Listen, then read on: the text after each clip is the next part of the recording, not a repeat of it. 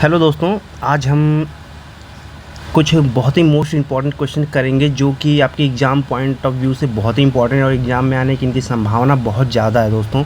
आपका सीजीएल हो, एमटीएस हो या फिर एसएससी का कोई भी एग्ज़ाम हो जहाँ पर भी जीएस और जनरल अवेयरनेस का पोर्शन आता है, वहाँ पर कोई भी एग्ज़ाम हो वहाँ पर ये आज इस समय ये क्वेश्चंस आने की इस बारी बहुत ही ज़्यादा संभावना है और ये क्वेश्चन बहुत ही इंपॉर्टेंट होने वाले हैं। तो एक भी क्वेश्चन स्किप मत कीजिएगा, क्या पता आपने जो क्वेश्चन स्किप किया हो वही आपके एग्ज़ाम में आ जाए। तो शुरू करने से पहले मैं एक चीज़ कहना चाहूँगा दोस्तों, आप लोग वीडियो लाइक करते हो ताकि मुझे मोटिवेशन मिलता रहे, आप लोग के लिए ऐसी वीडियो लेके आता रहता हूँ। तो चलिए शुरू करते हैं चैनल को, और चैनल को सब्सक्राइब भी कर लीजिए इस वीडियो को। चलिए शुरू करते हैं। तो हमारा आज का सबसे पहला क्वेश्चन है और रैपिड फायर में क्वेश्चन करेंगे दोस्तों ताकि आपका टाइम ज़्यादा से ज़्यादा मैं ना लूँ। तो चलिए शुरू करते हैं। आज का पहला क्वेश्चन है, निम्नलिखित में से कौन सा भारत का पड़ोसी देश है? निम्नलिखित में से कौन सा भारत का पड़ोसी देश है दोस्तों? तो आप लोग इसका आंसर जानते ही होंगे। इसका आंसर क्या हो जाएगा दोस्तों? मालदीव। मालदीव जो है दोस्तों भारत का पड़ोसी देश है। भारत के कुल 9 पड़ोसी देश है दोस्तों जो सीमा को साझा करते हैं। 7 देश ऐसे हैं जो स्थलीय सीमा को साझा करते हैं और 2 देश ऐसे हैं जो जलीय सीमा को साझा करते हैं। तो चलिए अब अपने नेक्स्ट क्वेश्चन की तरफ बढ़ते हैं। नेक्स्ट क्वेश्चन है दोस्तों हमारा, निम्नलिखित में से कौन सी पुस्तक भारतीय लेखक आर.के. नारायण द्वारा लिखी गई है? कौन सी पुस्तक ऐसी है जो आर.के. नारायण द्वारा लिखी गई है दोस्तों? तो इसका आंसर क्या हो जाएगा?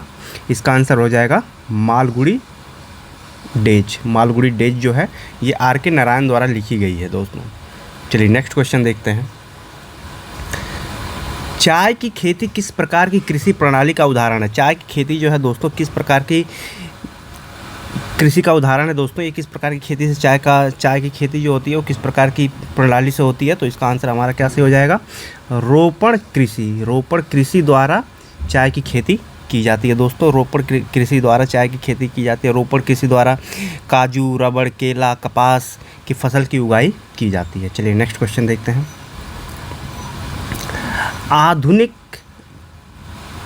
आधुनिक ये आतंकी हो गया दोस्तों, यहाँ पर ये गलत हो गया है। आधुनिक आतंकी नहीं होगा ये, यहाँ पर होगा आवर्त। ये होगा आवर्त सारणी। आधुनिक आवर्त सारणी। आधुनिक आवर्त सारणी में आवर्त और समूहों की कुल संख्या कितनी होती है? तो ये आवर्त होगा। ये सारे आवर्त हैं दोस्तों, ये गलत हो गया, यहाँ पर मिसटाइप हो गया है। आवर्त होगा, सारा ये आवर्त होगा यहाँ पे। तो आवर्त की संख्या कितनी होती है दोस्तों? तो यहाँ पर हमारा आंसर डी सही हो जाएगा। आवर्त 7 और समूह 18। आवर्त 7 और समूह 18 होता है दोस्तों आधुनिक सारणी में। ठीक है, चलिए नेक्स्ट क्वेश्चन देखते हैं। श्री हरिमंदिर साहिब पंजाब के किस शहर में स्थित है दोस्तों? तो श्री हरिमंदिर साहिब कहाँ स्थित है दोस्तों? तो ये हमारा आंसर हो जाएगा पंजाब के अमृतसर में स्थित है। अमृतसर में स्थित है। और इसी मंदिर को स्वर्ण मंदिर भी कहा जाता है दोस्तों। गोल्डन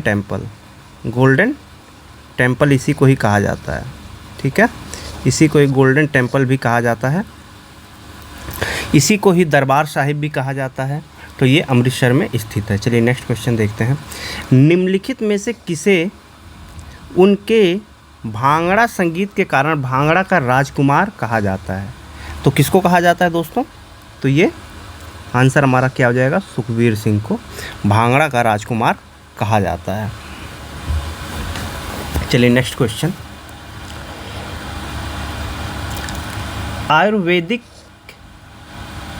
के बीच में मौजूद बीज पत्रों की संख्या के आधार पर समूहों में विभाजित किया जाता है। तो इनको कितने समूहों में विभाजित किया जाता है दोस्तों? तो इनको 2 समूहों में विभाजित किया जाता है। कौन कौन से समूह होते हैं? एक बीजपत्री और 2 बीजपत्री। इनको 2 समूहों में डिवाइड किया जाता है। एक बीजपत्री होता है, दूसरा द्विबीजपत्री होता है। ठीक है, चलिए नेक्स्ट क्वेश्चन देखते हैं।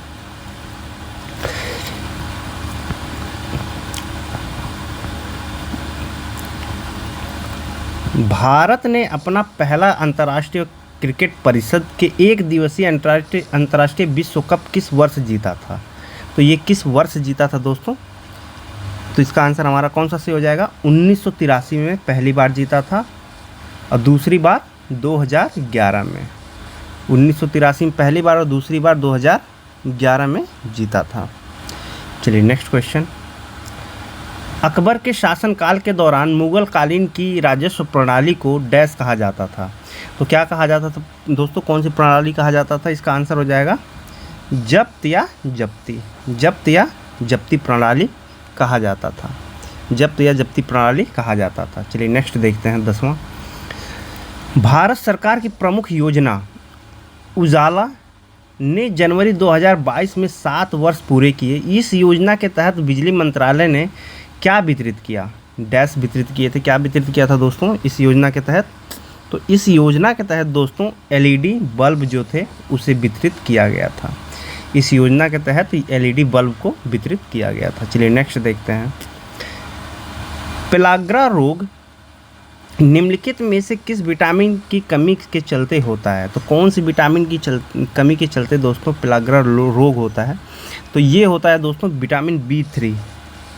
विटामिन B3 की कमी की वजह से होता है, जिसको नियासिन बोलते हैं, निकोटिनिक बोलते हैं, निकोटिनिक अम्ल बोलते हैं, नियासिन बोलते हैं। ये जो होता है दोस्तों इसमें क्या होता है कि दस्त, सूजन, पाचन में गड़बड़ी हो जाती है। पेलाग्रा को 4D सिंड्रोम भी कहा जाता है। पेलाग्रा को 4D सिंड्रोम भी कहा जाता है। चलिए नेक्स्ट देखते हैं। भारत के संविधान ने संविधान के अनुसार सर्वोच्च न्यायालय को कुछ याचिकाएं यानी कि रिट्स जारी करने की शक्ति दी है। संविधान में इन याचिकाओं को कितने प्रकार वर्णित है? ये रिट्स कितने प्रकार की वर्णित है दोस्तों? तो यहाँ पर हमारा क्या आंसर से हो जाएगा? पहला 5 प्रकार की वर्णित है। 5 प्रकार की वर्णित है अनुच्छेद 226 के तहत। ठीक है, अनुच्छेद 226 के तहत और अनुच्छेद 32(2) के तहत। इसमें पहला क्या होता है? बंदी प्रत्यक्षीकरण, बंदी प्रत्यक्षीकरण, परमादेश, प्रतिषेध, प्रत्यक्षण, अधिकार परीक्षा। ठीक है, चलिए अब नेक्स्ट क्वेश्चन देखते हैं। निम्नलिखित में से किस ब्रिटिश वायसराय ने 1905 में बंगाल का विभाजन किया था? किस वायसराय ने किया था दोस्तों बंगाल का विभाजन? तो ये लॉर्ड कर्जन था। इसने बंगाल का विभाजन 1905 में किया था दोस्तों। ठीक है, जुलाई 1905 को इसी ने ही, लॉर्ड कर्जन ने ही बंगाल का विभाजन किया था, जिसमें कि हिंदू मुस्लिम को अलग अलग करने की कोशिश किया था इसने। चलिए नेक्स्ट क्वेश्चन। यदि भारत में किसी करदाता की वार्षिक कर योग्य आय 15 लाख से अधिक है तो उस पर कौन सा टैक्स स्लैब लागू होगा? तो उसमें इस समय का टैक्स स्लैब जो है दोस्तों, तो इसमें कौन सा टैक्स स्लैब लागू होगा? तो इसका आंसर क्या हो जाएगा हमारा? अगर 15 लाख है तो इसमें टैक्स स्लैब जो लागू होगा दोस्तों ए होगा 30% का, 30% का टैक्स स्लैब लागू होगा। और ये टैक्स भी दोस्तों अलग अलग तरीके से लिया जाता है, अलग अलग स्लैब लगता है। 15 लाख पे पूरा 30% ही नहीं देना होगा, अलग अलग तरीके से होता है। इसको टैक्स वाली वीडियो में आप देख सकते हो। चलिए नेक्स्ट देखते हैं। दक्कन महोत्सव 5 दिनों तक आयोजित किया जाने वाला एक महोत्सव है जो दक्कन की संस्कृति को प्रतिबंधित करता है। यह महोत्सव इनमें से किस राज्य से संबंधित है? तो ये महोत्सव इनमें से किस राज्य से संबंधित है दोस्तों? तो हमारा आंसर हो जाएगा आंध्र प्रदेश से ये संबंधित है, आंध्र प्रदेश से संबंधित है। इसमें दक्कन महोत्सव, ब्रह्मोत्स महोत्सव, भीष्म एकादशी, मकर संक्रांति, त्यागराजा महोत्सव, ये सब आंध्र प्रदेश में मनाए जाते हैं। केरल में ओणम, विशु, पूरम, ये सारे महोत्सव मनाए जाते हैं। चलिए नेक्स्ट देखते हैं। फुटबॉल मैच की अवधि कितनी होती है? ये तो आप लोग जानते ही होंगे। फुटबॉल मैच की अवधि होती है 90 मिनट की होती है दोस्तों। चलिए नेक्स्ट देखते हैं। मशरूम चट्टानों का निर्माण डैश के कारण होता है? तो मशरूम चट्टानों का निर्माण किसके कारण होता है दोस्तों? हवा के अपर्दन के कारण होता है। मशरूम चट्टानों का निर्माण हवा के अपर्दन के कारण होता है। चलिए नेक्स्ट क्वेश्चन। निम्नलिखित में से किसे भारत के सभ्यता या इतिहास में नया पाषाण युग के रूप में जाना जाता है? तो इसमें किसको जाना जाता है दोस्तों नया पाषाण? न्यूलिथिक, मतलब कि नवपाषाण काल को ही नया पाषाण काल कहा जाता है, न्यूलिथिक एज को। ठीक है, चलिए नेक्स्ट। भारत में ब्रह्मपुत्र नदी निम्नलिखित में से किस राज्य में प्रवेश करती है? तो भारत में ब्रह्मपुत्र नदी निम्नलिखित में से किस राज्य में प्रवेश करती है दोस्तों? तो 19वें का हमारा कौन सा सही हो जाएगा? अरुणाचल प्रदेश में ये प्रवेश करती है भारत में। ठीक है, अभी चलते हैं नेक्स्ट क्वेश्चन। तो हमारा नेक्स्ट क्वेश्चन है 2011 की जनगणना के अनुसार भारत के निम्नलिखित में से किस राज्य की जनसंख्या सबसे अधिक है? किस राज्य की जनसंख्या सबसे अधिक है दोस्तों? 2011 की जनगणना के अनुसार वो पूछा है इसने, तो उत्तर प्रदेश की सबसे ज़्यादा अधिक है। दोस्तों ये क्वेश्चन ऐसे एग्जाम में पूछ लिए जाएंगे और ये आने की संभावना इन क्वेश्चन की ज़्यादा है, तो एक भी क्वेश्चन स्किप मत कीजिएगा, ताकि आप एक भी क्वेश्चन स्किप करेंगे तो आपका हो सकता है कि छूट जाए कोई क्वेश्चन और वही क्वेश्चन एग्जाम में आ जाए, तो कोई भी क्वेश्चन स्किप मत कीजिएगा। चलिए नेक्स्ट, 44वां संविधान संशोधन अधिनियम द्वारा किस मौलिक अधिकार को हटा दिया गया था? किस मौलिक अधिकार को हटा दिया गया था दोस्तों 44वें में? तो यहाँ पर हमारा कौन सा आंसर सही हो जाएगा? तो यहाँ पर हमारा आंसर सही हो जाएगा संपत्ति का अनिवार्य अधिग्रहण। संपत्ति का अनिवार्य अधिग्रहण को हटा दिया गया था। ठीक है, चलिए नेक्स्ट क्वेश्चन। हम ये सारे क्वेश्चन रैपिड फायर में कर रहे हैं ताकि आपका समय ज़्यादा बर्बाद ना हो। सैयद अहमद खान ने 1875 में डैश में मोहम्मडन एंग्लो ओरिएंटल कॉलेज की स्थापना की थी दोस्तों। तो ये कहाँ पर स्थापना की थी इन्होंने? तो ये हो जाएगा अलीगढ़ में। अलीगढ़ में इन्होंने सैयद अहमद खान ने 1875 में स्थापना की थी। नेक्स्ट क्वेश्चन 23वां, एक प्रकार का मुखौटा नृत्य है जो खूंखार मार्शल मूव्स के माध्यम से ओडिशा की लोकप्रिय पौराणिक कहानियों की व्याख्या करता है। तो ये कौन सा नृत्य है दोस्तों जिसमें ये सब किया जाता है? मुखौटा पहन के खूंखार मार्शल मूव्स किए जाते हैं। तो ये ओडिशा का है। तो ये कौन सा नृत्य ऐसा है दोस्तों वहाँ का? तो ये है छऊ नृत्य। छऊ जो होता है इसको ऐसे परफॉर्म किया जाता है। चलिए नेक्स्ट देखते हैं। मार्च 2022 में भगवंत मान कहाँ के मुख्यमंत्री बने थे दोस्तों? तो ये क्वेश्चन भी एग्जाम में पूछ लिया जाएगा। ये है पंजाब। ये लोग तो आप लोग जानते ही होंगे, भगवंत मान आम आदमी पार्टी के। चलिए नेक्स्ट क्वेश्चन। वेदांतम सत्यनारायण शर्मा किस शास्त्रीय नृत्य शैली के लिए जाने जाते हैं? तो किस शास्त्रीय नृत्य शैली के लिए जाने जाते हैं दोस्तों? तो इसका आंसर कौन सा हो जाएगा हमारा? इसका आंसर हो जाएगा कुचिपुड़ी। कुचिपुड़ी के लिए जाने जाते हैं। कुचिपुड़ी के लिए जाने जाते हैं। चलिए नेक्स्ट क्वेश्चन देखते हैं। 828 में कोलकाता के ब्रह्म समाज की स्थापना इनमें से किसने की थी दोस्तों? तो ब्रह्म समाज की स्थापना राजा राम मोहन रॉय ने की थी दोस्तों। राजा राम मोहन रॉय ने 1828 में कोलकाता में ब्रह्म समाज की स्थापना की थी। चलिए नेक्स्ट क्वेश्चन। कपड़ा उद्योग में मूल्य संवर्धन के संबंध में बुनाई किस प्रक्रिया द्वारा की जाती है? तो बुनाई किस प्रक्रिया द्वारा की जाती है दोस्तों? तो इसका आंसर हमारा क्या हो जाएगा? रंगाई और परिष्करण। रंगाई और परिष्करण। ठीक है, चलिए नेक्स्ट क्वेश्चन। निम्नलिखित में से कौन सी उपाधि गुप्त वंश के शासक समुद्रगुप्त के पास थी? समुद्रगुप्त के पास कौन सी उपाधि थी दोस्तों? तो हमारा यहाँ पर कौन सा आंसर सही हो जाएगा? कविराज की उपाधि समुद्रगुप्त के पास थी, क्योंकि ये बहुत ज़्यादा कविता लिखते थे। चलिए नेक्स्ट क्वेश्चन। पद्मश्री पुरस्कार से सम्मानित गदाम पद्मजा रेड्डी भारत के किस शास्त्रीय नृत्य से संबंधित है? पद्मजा रेड्डी किस नृत्य से, शास्त्रीय नृत्य से संबंधित है दोस्तों? तो इसका आंसर हमारा कौन सा हो जाएगा? ये कुचिपुड़ी से संबंधित है। ठीक है, चलिए नेक्स्ट क्वेश्चन। पारितंत्र पारिस्थितिकी तंत्र शब्द सर्वप्रथम इनमें से किस वैज्ञानिक ने परिपादित किया था? तो किसने परिपादित किया था दोस्तों सबसे पहले? तो यहाँ पर हमारा कौन सा आंसर सही हो जाएगा? तो यहाँ पर आर्थर टेंसले ने परिपादित किया था। चलिए नेक्स्ट क्वेश्चन। भारत की कौन सी झील विवर्तनिक गतिविधि का परिणाम है? तो भारत की कौन सी झील जो है विवर्तनिक गतिविधि का परिणाम है दोस्तों? तो इसका कौन सा आंसर हमारा सही हो जाएगा?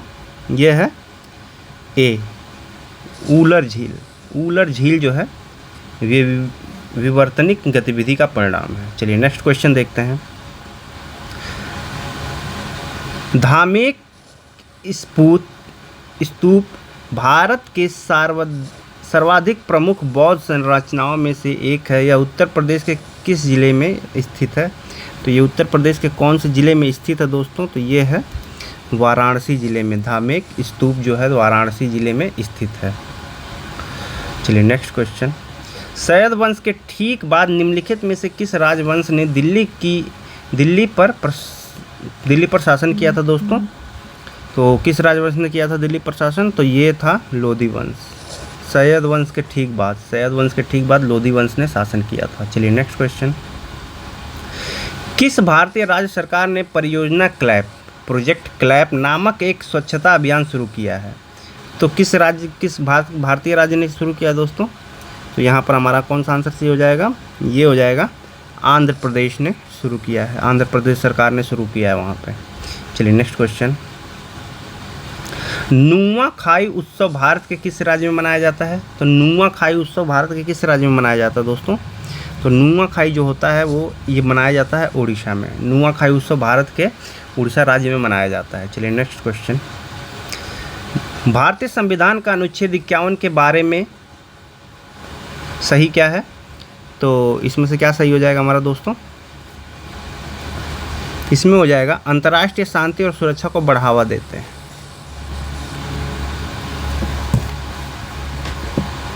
अनुच्छेद 51 के बारे में ये अंतर्राष्ट्रीय शांति और सुरक्षा को बढ़ावा देता है। ठीक है, नेक्स्ट क्वेश्चन देखते हैं। नमूना पंजीकरण प्रणाली की 2018 की रिपोर्ट के अनुसार भारत की जनसंख्या का कितने प्रतिशत हिस्सा कामकाजी आयु के अंतर्गत आता है? तो कितने प्रतिशत आता है दोस्तों? तो ये हमारा 66% जो होता है।